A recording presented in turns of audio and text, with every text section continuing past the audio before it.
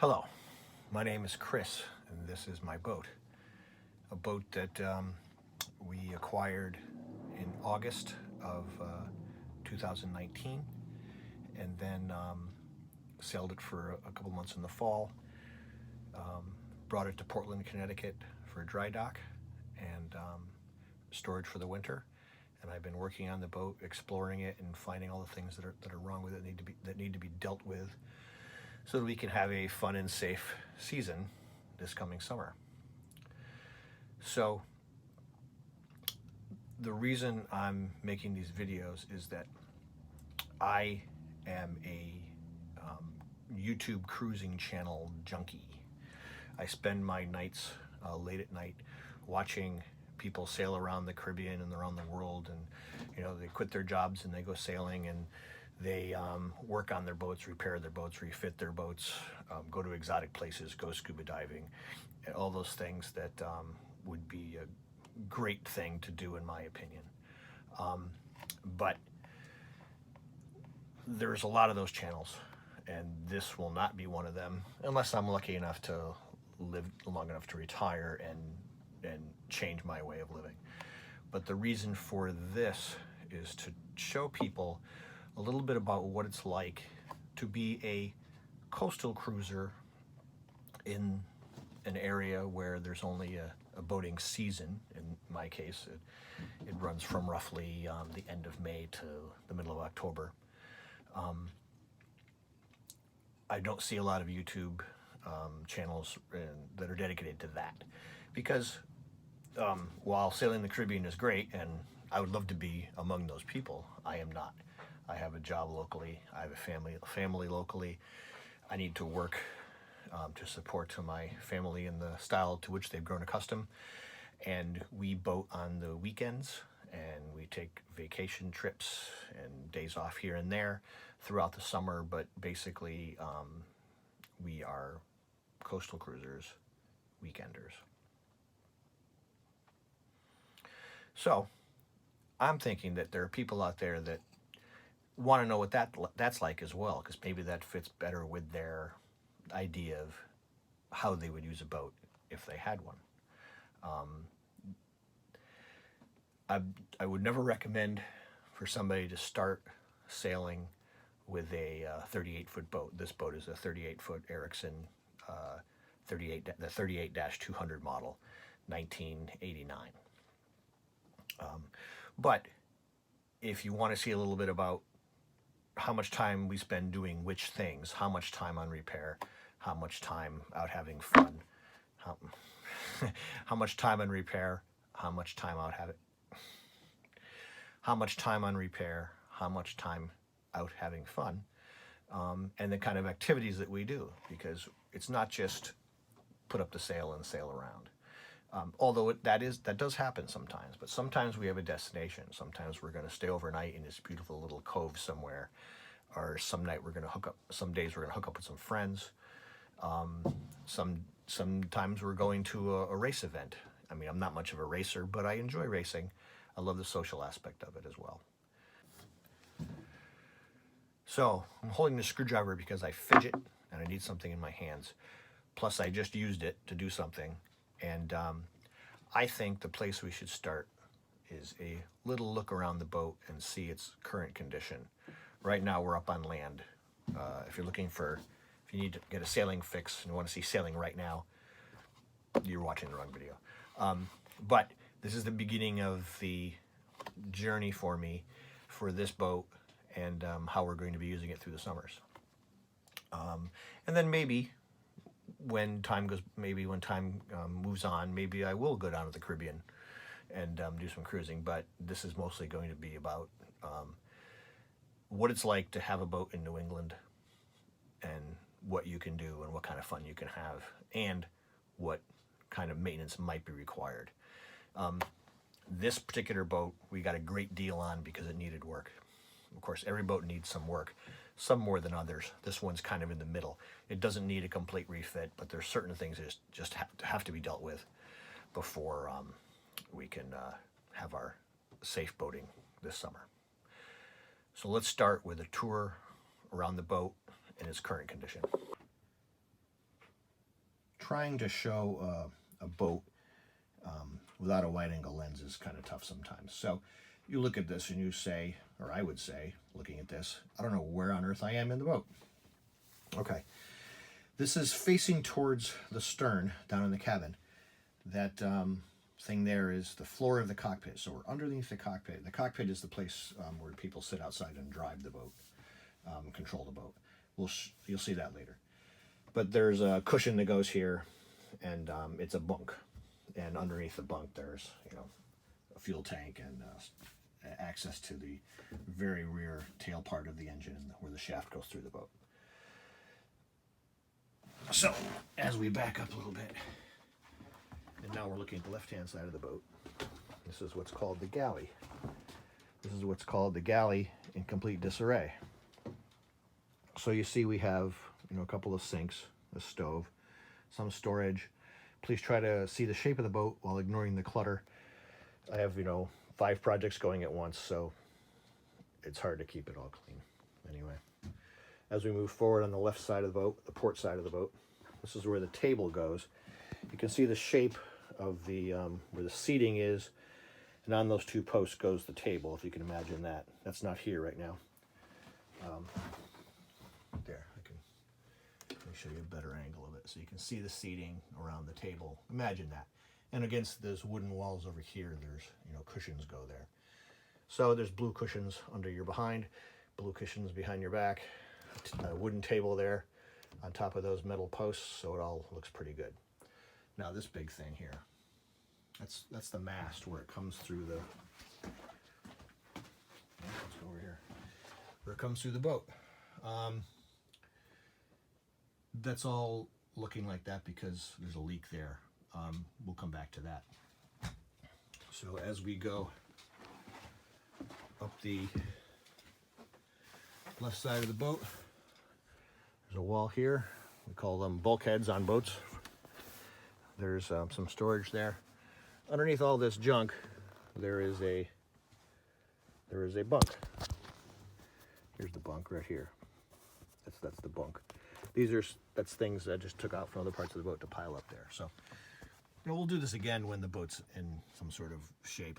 There's a hatch for ventilation. There's a little rubber boat on top of it right now, so you really can't see any light through it. But there's windows, more storage. As we come back, now we're looking at the right-hand side of the boat, or the starboard side. Storage up here.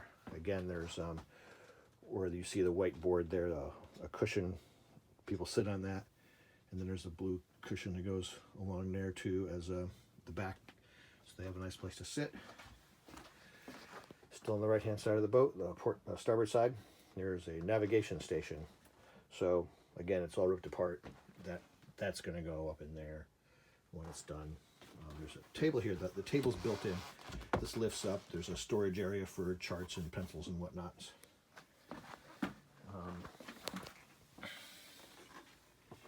Big old battery charger in there. Storage. And of course, what I call the room of repose. We have a toilet. That's where my garbage bag is right now. Marine toilet with antifreeze in it. Some manual pump handle. My sink goes there. My sink's elsewhere right now, doing some plumbing work behind it, or so where I could reach this stuff. So that'll go back in there. And over here is the shower area. Again, holding stuff right now to keep it out of the way of other things. Just replaced the shower head a few minutes ago, so that's one thing done. New shower curtain. Whoops. New shower curtain that my daughter had found and trimmed and hemmed and made fit. It all fits there nice. And this side of the head, there's a mirror. Okay, and as we back out of the head, there's the stairs up to the outside. Now, under those stairs is the engine. We'll get into that some other time. And then there's the cockpit outside. There you can see the steering post where the instruments are. You're seeing the back side of them. That's why they're not very pretty or exciting. So another important bit of information about the reason for doing this, or why it's starting now and not some other time, is the timing of it. For reference, the day I'm filming this is March 21st, 2020. So, and I'm in Connecticut. So right now there is the COVID-19 virus is going around, and everybody is kind of freaking out and staying socially separated from each other. So here I'm here by myself, so not a problem, and I'm the only one that comes down here and sweats currently. But I'm one of those lucky people that can work from home. So I've been working from home for a week now, and there's no end in sight, basically. Or 2.5 weeks anyways, the official word from my company that I'm working from home, and that may be extended. So side effects of this are working 8 to 5 out of my house, and on the weekends I'll still be coming down here because there's not any social interaction going on here. The marina stores are closed. A lot of stores are closed, so I'm gonna have to buy parts online, I guess, because I can't just walk into the store and get what I want. One of the problems I'm going to have is that there are wooden parts to the boat that are in a school that my daughter was bringing them to pass them off to someone else, and they didn't get passed off, and they're at the school, and the school's closed. So it's nothing important. It's just one of the hatches in the floorboard under the table, which we can step over, and the other thing is the table itself, which, it's nice to have a table, but it's not going to stop the boat from moving. Those are just minor things, but sign of the times, I guess. The boat today, everything's really dirty. We're gonna let it rain on it first, and then we'll get to cleaning. Rain's coming tomorrow or the next day. You might notice something missing. We bought the boat at the end of the summer. The only thing I broke myself was the boom. That's being looked at now by a rigger. Hopefully that will be straightened out soon, and it won't hold up our spring. This is a temporary hatchboard made out of plastic that we have in place while the hatchboards are being refinished. I happen to work in a place that has lots of scrapped plastic because they make tanks. Very handy. They let me go to the scrap pile when I need a little piece. Underneath the blue tarp is this thick black heavy sheeting, which I used to try to make a rain cover for the plate at the base of the mast.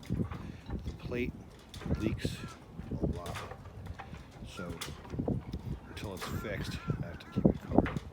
I can't fix it yet because it's too cold to do caulking. So I'm hoping that when the weather warms up, we can take that plate apart, or take that plate off the deck, clean it up nice and recaulk it, and make it so it doesn't leak anymore.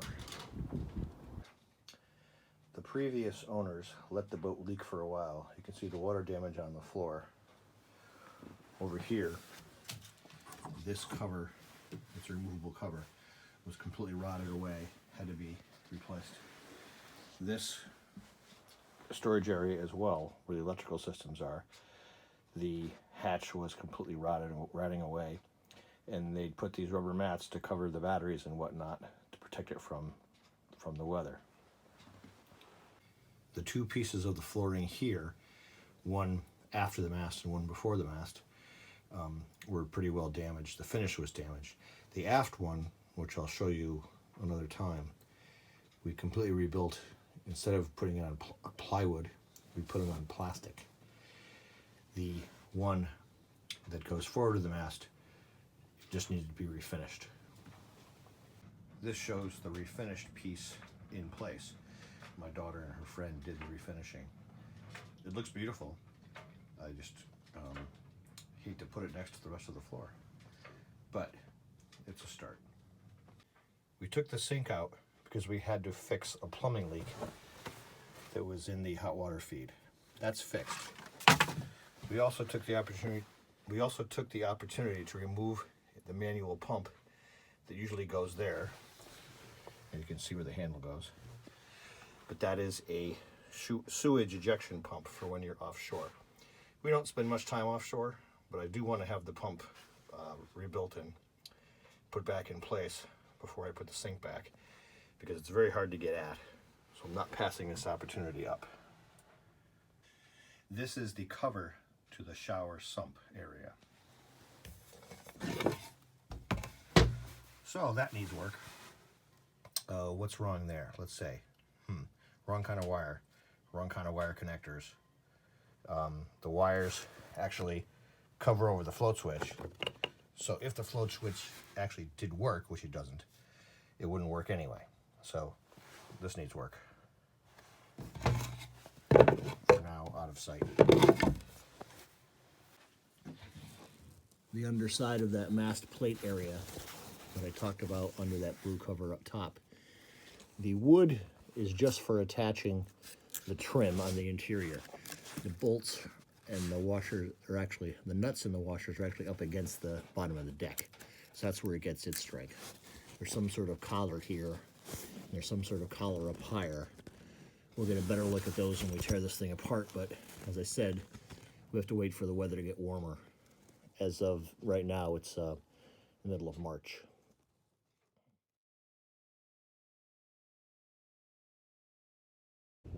Tune in next week when I am eaten by sharks.